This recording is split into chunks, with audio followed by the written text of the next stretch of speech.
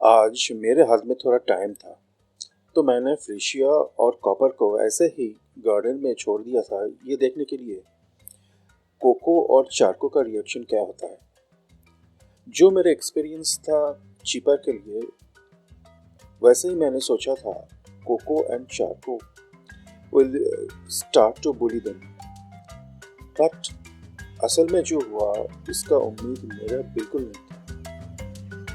आप ही देखिए उस दिन क्या हुआ था, लेकिन जो भी हुआ था अच्छा हुआ।